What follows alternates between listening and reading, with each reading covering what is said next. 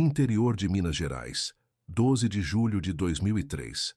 Os primeiros raios de sol mal haviam tocado o topo das colinas quando Antônio Gomes, 67 anos, bateu na porta do quarto do neto, Mateus, de apenas 9 anos. O menino dormia na casa dos avós havia 3 semanas, desde o início das férias escolares de julho. A propriedade da família Gomes ficava a 17 quilômetros do centro de Buritizeiro, município com pouco mais de 26 mil habitantes, encravado no norte de Minas Gerais, às margens do rio São Francisco. Acorda, Mateus. Hoje vamos até a represa, sussurrou o avô enquanto preparava 2 canecas de café com leite na cozinha de piso vermelho desgastado. O vapor subia em espirais e se misturava com o cheiro de pão caseiro assado por Dona Helena, esposa de Antônio, há 42 anos. Fora dela foi o último registro do avô e do neto naquela manhã. Tomem cuidado e voltem antes do almoço. Estou fazendo aquela galinhada que o menino gosta, disse Helena, sem saber que aquela seria a última vez que veria o marido e o neto. Mateus calçou suas botinas de camurça marrom, presentes do avô no aniversário anterior. Pequenas para a idade, mas preciosas para o menino. Sobre a cabeça, o boné azul escuro com o emblema do time de futebol que tanto amava, presente do pai, caminhoneiro que cruzava o país e compensava a ausência com pequenos gestos. Antônio levava apenas uma bolsa de lona surrada, contendo anzóis, linha, uma garrafa térmica com café, 2 pães com queijo e um canivete que herdara de seu próprio pai. Vamos pescar naquela parte nova da represa, onde disseram que os peixes estão grandes assim, explicou Antônio ao neto, abrindo os braços em um exagero que fez o menino rir. O lugar a que se referiam era uma área recém-inundada, após a expansão da represa de Três Marias, cerca de 8 quilômetros da propriedade dos Gomes. O caminho envolvia cruzar uma mata de cerrado e algumas pastagens de fazendas vizinhas. Por volta das 6h40, Joaquim Silveira, vizinho da família e dono de uma propriedade que fazia divisa com a terra dos Gomes, avistou os 2 caminhando pela estrada de terra que serpenteava entre as colinas. Eles acenaram para mim. O menino estava empolgado, pulando na frente do avô que caminhava devagar como sempre fez, relatou Joaquim em seu depoimento à polícia dias depois. Às 19h20 daquele mesmo dia, Dona Helena acionou a polícia militar de Buritizeiro. Antônio e Mateus não haviam retornado. O almoço preparado com tanto carinho esfriou sobre o fogão a lenha. As horas se arrastaram como séculos. Quando o sol se pôs, trazendo a escuridão peculiar do interior, a angústia transformou-se em desespero. Antônio conhece cada palmo dessas terras. Ele não se perderia. Aconteceu alguma coisa, insistia Helena aos policiais que chegaram à propriedade por volta das 21 horas. As primeiras buscas, realizadas com lanternas e cães farejadores, não renderam resultados. O chão seco do Cerrado Mineiro, castigado pela estação seca de julho, não preservou pegadas. As únicas marcas encontradas foram interrompidas no limite entre a estrada de terra e a entrada para a trilha que levava à represa. Na manhã seguinte, o noticiário local já estampava: avô e neto desaparecem a caminho de pescaria em Buritizeiro. A imagem de Mateus, sorrindo com seu boné azul escuro e os dentes da frente faltando, contrastava com a foto séria de Antônio, tirada para o título de eleitor anos antes. 2 gerações unidas pela ausência repentina, deixando um vazio que ecoava pelas colinas silenciosas do sertão mineiro. O desaparecimento de Antônio e Mateus mobilizou não apenas Buritizeiro, mas também as cidades vizinhas. Nos dias que se seguiram, mais de 200 voluntários, incluindo moradores, policiais militares, bombeiros do quartel de Pirapora e até equipes especializadas em buscas vindas da capital, vasculharam a região. Era como procurar 2 agulhas em um palheiro que se estendia por quilômetros, descreveu o sargento Mendonça, que coordenou as operações na primeira semana. O cerrado nessa época é traiçoeiro. A vegetação seca esconde depressões, buracos, erosões, sem contar os animais peçonhentos e as áreas de desmoronamento próximas à represa. A família de Mateus chegou no mesmo dia em que as buscas oficiais começaram. Carlos, pai do menino e filho de Antônio, abandonou uma entrega em Goiânia ao receber a notícia. Sua expressão devastada foi capturada pelas câmeras da TV local enquanto ele segurava o retrato do filho. Meu pai conhece essa região como ninguém. Ele não se perderia. Algo aconteceu. Algo grave, afirmou com a voz embargada. As primeiras 72 horas de busca, consideradas cruciais em casos de desaparecimento, passaram sem resultados concretos. A única pista encontrada foi a garrafa térmica que Antônio levava, localizada a cerca de 4 quilômetros da casa, na direção da represa. O objeto estava caído entre arbustos, com a tampa aberta e o conteúdo derramado. Não havia sinais de luta ou violência no local. Com o passar dos dias, teorias começaram a surgir entre os moradores. Alguns sugeriam que avô e neto poderiam ter sido vítimas de uma onça parda, espécie que, embora rara, ainda era avistada na região. Outros suspeitavam de afogamento na represa, cujo nível havia subido recentemente, criando áreas de correnteza desconhecidas. A hipótese mais sombria, contudo, envolvia um possível crime. Antônio teve uma discussão séria com Cleiton Mascarenhas 3 semanas antes de desaparecer, revelou José Feliciano, outro vizinho dos Gomes. Era sobre limites de terra. Cleiton queria passar uma cerca em um terreno que Antônio dizia ser dele desde os tempos do pai. A polícia investigou Cleiton, mas ele apresentou um álibi consistente. No dia do desaparecimento, estava em Montes Claros, a 215 quilômetros de distância, internado para um procedimento médico de rotina. Os registros do hospital confirmaram sua presença. À medida que agosto chegava, as buscas oficiais foram reduzidas. A vida em Buritizeiro tentava retomar seu ritmo, mas a sombra do mistério pairava sobre a comunidade.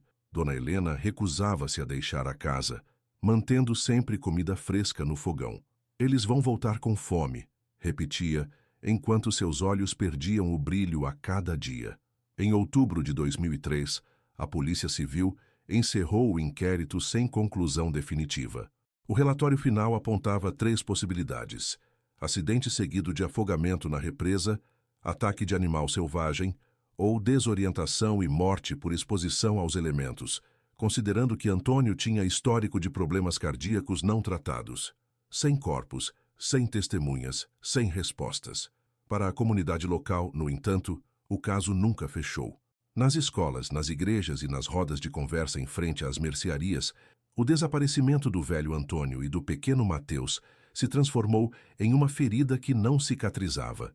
Durante anos, em 12 de julho, a data era relembrada com missas e novos chamados por informação. Carlos, pai de Mateus, nunca mais foi o mesmo. Abandonou a profissão de caminhoneiro, incapaz de deixar a região onde seu filho havia desaparecido. Construiu uma pequena casa próxima à de Dona Helena e assumiu os cuidados da propriedade e da sogra, que envelheceu décadas em poucos anos. "Não posso ir embora", explicava com voz monótona. "E se ele voltar e eu não estiver aqui? E se alguém descobrir algo?" Enquanto isso, a vida seguia seu curso implacável. As estações se sucediam, as colheitas aconteciam, crianças nasciam, idosos partiam. Mas para a família Gomes, o tempo congelou em 12 de julho de 2003, preso em um eterno ciclo de perguntas sem respostas. O inverno de 2023 foi excepcionalmente seco no norte de Minas Gerais. Após 3 semanas sem uma gota de chuva, a Defesa Civil emitiu alertas sobre o alto risco de incêndios. Propriedades rurais receberam orientações para criar aceiros preventivos, faixas de terra limpa que impedissem o avanço de possíveis queimadas. Na manhã de 28 de junho, Rodrigo Almeida, 34 anos, funcionário contratado para limpar uma área de divisa entre fazendas a 12 quilômetros da antiga propriedade dos Gomes, trabalhava sob o sol inclemente. O suor escorria por sua testa enquanto ele manejava o trator para criar um aceiro em uma região remota, próxima a uma encosta que dava para um braço seco da represa. "Eu estava quase terminando o trabalho quando precisei desviar de uma árvore morta que ficava no limite do terreno", relatou Rodrigo posteriormente. "Quando me aproximei dela, algo me chamou a atenção. Havia um objeto pendurado em um dos galhos mais altos. A árvore em questão era um angico seco, com aproximadamente 6 metros de altura. Seus galhos retorcidos, desprovidos de folhas há anos, apontavam para o céu como dedos ossudos. No terceiro galho mais alto, balançando suavemente com a brisa ocasional, estava um objeto desbotado pelo tempo e pelas intempéries. Primeiro achei que fosse um ninho de pássaro ou um pedaço de plástico trazido pelo vento, continuou Rodrigo, mas algo me disse para verificar melhor. Após estacionar o trator, Rodrigo escalou a árvore com dificuldade. O galho onde o objeto estava pendurado ficava a cerca de 4 metros do solo. Quando finalmente o alcançou, percebeu que se tratava de um boné infantil, outrora azul escuro, agora quase cinza devido à exposição prolongada ao sol. O emblema na frente, embora desbotado, ainda era reconhecível, o símbolo de um time de futebol. O boné estava como que enganchado no galho, como se tivesse sido colocado ali de propósito, explicou. Não parecia ter sido levado pelo vento ou por um animal. Era estranho demais. Rodrigo recolheu o objeto e, ao retornar ao solo, notou algo ainda mais perturbador. Dentro do boné, quase invisíveis contra o tecido escurecido pelo tempo, estavam as iniciais escritas à caneta, M.G. Mateus Gomes. O trabalhador rural conhecia a história do desaparecimento. Como a maioria dos moradores antigos da região, havia escutado os relatos ao longo dos anos. E, imediatamente, entrou em contato com seu patrão, que por sua vez acionou as autoridades. 3 horas depois, uma viatura da Polícia Civil estacionava próximo à árvore seca. Com o boné cuidadosamente guardado em um saco plástico, os investigadores iniciaram o exame da área. A localização era intrigante. Embora estivesse na direção geral da represa, a árvore não ficava no caminho que Antônio e Mateus teriam percorrido seguindo a trilha conhecida. Estava em uma área mais elevada, de difícil acesso, separada do caminho principal por uma pequena ravina. A área foi vasculhada durante as buscas em 2003. Confirmou o delegado Marcos Vieira, que assumiu a reabertura do caso. Mas esta árvore específica fica em um ponto cego, fora da linha de visão das trilhas principais. É possível que a vegetação mais densa na época tenha dificultado sua visualização. No dia seguinte, o boné foi apresentado a Carlos, pai de Mateus, agora com 57 anos e cabelos completamente grisalhos. Dona Helena havia falecido 3 anos antes, sem jamais perder a esperança de rever o marido e o neto. É o boné dele, confirmou Carlos, com lágrimas nos olhos, acariciando o tecido desbotado. Eu dei a ele no último aniversário, antes daquele dia. Ele adorava este time. Nunca tirava o boné da cabeça. A notícia do achado se espalhou rapidamente pela região. 20 anos após o desaparecimento, a descoberta reacendeu o interesse pelo caso. Jornalistas de Belo Horizonte chegaram à pequena Buritizeiro, transformando novamente a tragédia familiar em notícia estadual. O principal questionamento permanecia: como o boné foi parar naquele galho específico em uma árvore tão distante do caminho natural à represa? Teria sido colocado ali intencionalmente? E por quem? A Polícia Civil ordenou uma nova e extensiva busca na área ao redor da árvore seca. Desta vez, contando com tecnologias inexistentes em 2003, drones com câmeras térmicas, equipamentos de radar penetrante de solo e uma equipe de antropologia forense da Universidade Federal de Minas Gerais. O boné é o primeiro indício concreto em 2 décadas, declarou o delegado Vieira em entrevista coletiva. Independentemente do tempo transcorrido, não mediremos esforços para descobrir o que aconteceu com Antônio e Mateus Gomes. Enquanto isso, Carlos passava horas contemplando o boné do filho, agora protegido em uma caixa de vidro. Dentro dele, além das iniciais M.G., havia algo que só ele sabia existir. Uma pequena inscrição no interior da aba, quase apagada pelo tempo, mas ainda legível para olhos que conheciam onde procurar. Te amo, filho. Volto logo. A descoberta do boné de Mateus desencadeou uma nova fase nas investigações. A Polícia Civil de Minas Gerais, com o apoio da Polícia Federal, montou uma força-tarefa dedicada ao caso. No Centro de Operações improvisado na delegacia de Buritizeiro, fotos, mapas e linhas do tempo ocupavam paredes inteiras. Ao centro, a imagem ampliada do boné azul escuro, testemunha silenciosa de um mistério de 2 décadas. As buscas na área ao redor da árvore seca produziram outro achado significativo. A 6 metros da base do angico, sob uma camada de terra e pedras, os investigadores encontraram um pequeno canivete com as iniciais A, G gravadas no cabo. Era a ferramenta que Antônio herdara de seu pai e sempre carregava consigo. O canivete estava enterrado, não simplesmente caído, explicou a perita criminal Trepana Cláudia Mendonça. Isso indica ação humana deliberada, não um acidente ou ação natural. Análises forenses revelaram traços microscópicos de sangue na lâmina do canivete, preservados por estarem protegidos da exposição aos elementos. O material genético, embora degradado, foi suficiente para confirmar. Pertencia a Antônio Gomes. Em 15 de julho de 2023, a investigação tomou um novo rumo, quando Joaquim Silveira, o vizinho que havia sido a última pessoa a ver Antônio e Mateus caminhando pela estrada, faleceu aos 86 anos devido a complicações de pneumonia. Em seu leito de morte, Joaquim pediu para falar com um padre e com o delegado Vieira. "Não posso morrer com esse peso", sussurrou o idoso, com dificuldade para respirar. "Eu não os matei, mas sei quem fez isso." O depoimento final de Joaquim revelou uma história muito diferente daquela que a comunidade acreditava conhecer. Segundo ele, na manhã de 12 de julho de 2003, enquanto Antônio e Mateus seguiam para a represa, foram abordados por 3 homens: Cleiton Mascarenhas, com quem Antônio tinha o conflito de terras, e 2 forasteiros contratados como capangas. Eles interceptaram Antônio na curva do Riacho Seco, relatou Joaquim. "Eu estava colhendo lenha próximo e vi tudo escondido. Cleiton exigiu que Antônio assinasse um documento cedendo as terras em disputa.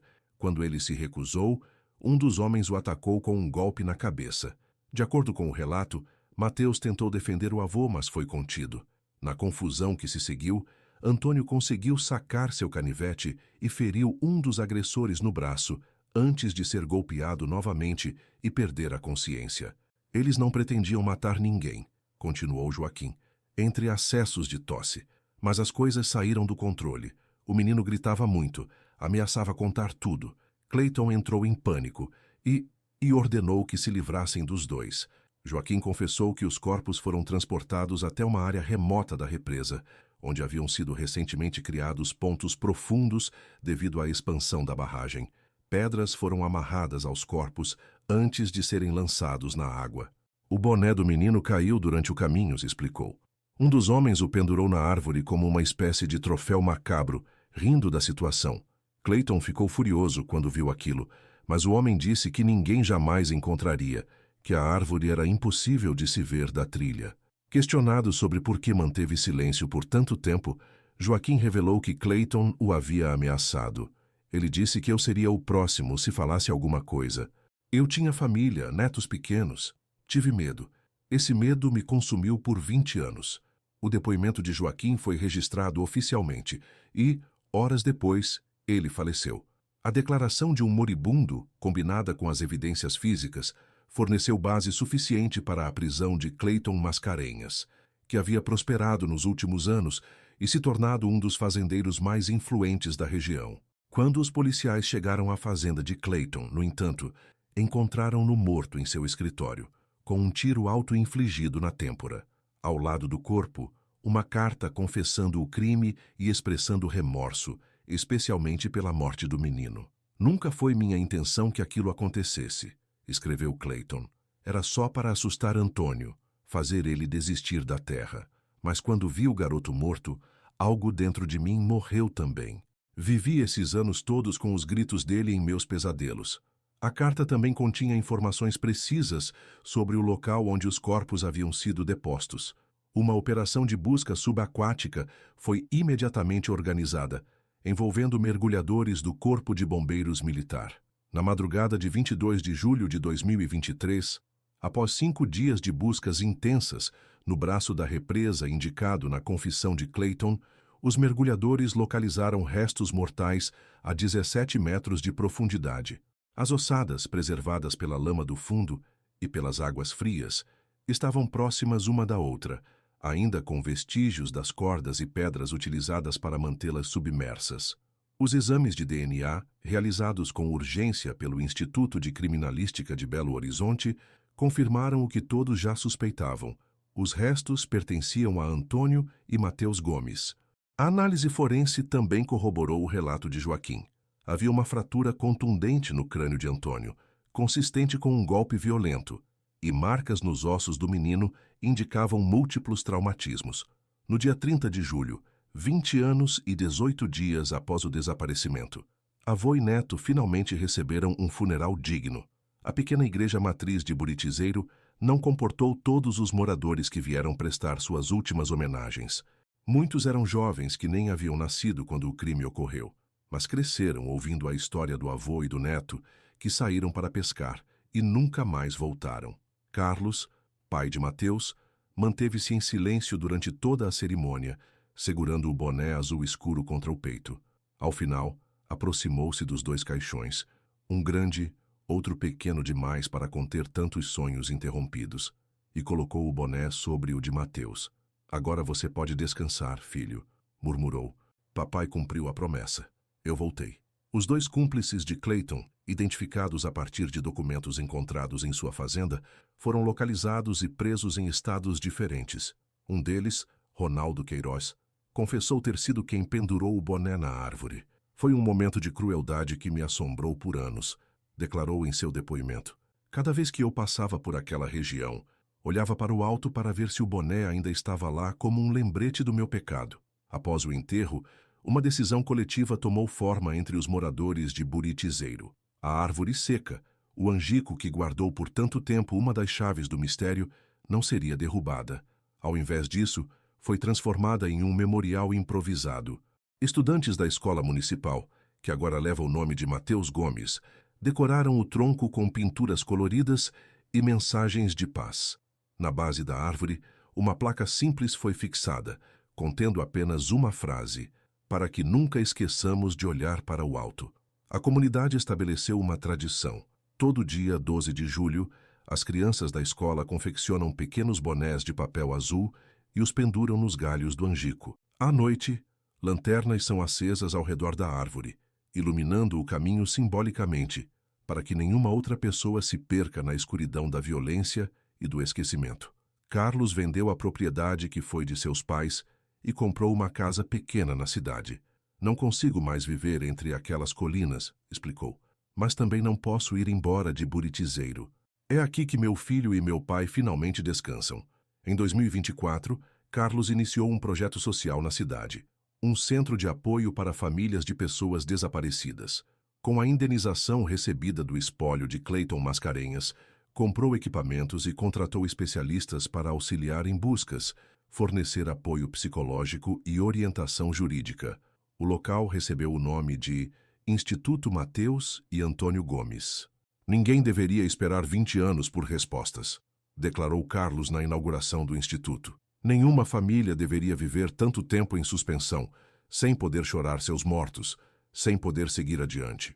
A represa, cuja expansão em 2003 criou inadvertidamente o cenário perfeito para ocultar o crime, sofreu uma retração significativa durante a seca de 2025. Quando as águas recuaram, revelaram os vestígios de uma antiga estrada submersa e as fundações de casas que existiram antes da inundação planejada. Arqueólogos e historiadores correram para documentar esses achados antes que as chuvas retornassem. Entre os objetos recuperados estava uma antiga maleta de ferramentas, provavelmente deixada por algum trabalhador durante a construção da barragem original. Dentro dela, preservada pela vedação hermética, havia uma câmera fotográfica dos anos 1980. Ao revelar o filme encontrado no aparelho, uma das imagens mostrava, ao fundo de uma foto de operários, um angico jovem e vigoroso, carregado de folhas. A mesma árvore que, décadas depois, transformar-se-ia no silencioso guardião de um segredo brutal. O tempo revela tudo, eventualmente, comentou o delegado Vieira, observando a fotografia. Às vezes, precisamos apenas olhar nos lugares certos e com a luz adequada. Nas noites de lua cheia, dizem os moradores, a sombra projetada pelos galhos retorcidos do angico forma o contorno de um homem e um menino, caminhando de mãos dadas em direção ao horizonte. Não é um relato sobrenatural, apenas o modo como a luz da lua interage com a forma peculiar da árvore. Mas para os habitantes de Buritizeiro, tornou-se um símbolo poderoso de que, mesmo nas histórias mais sombrias, alguma beleza pode emergir da verdade revelada. E para as crianças que crescem na região, o Angico Seco transformou-se em mais que um memorial. É um lembrete constante de que os segredos, por mais profundamente enterrados que estejam, têm o costume de encontrar seu caminho até a superfície. Como um boné azul escuro pendurado em um galho alto, visível apenas para quem se dispõe a olhar para cima, para além do caminho óbvio,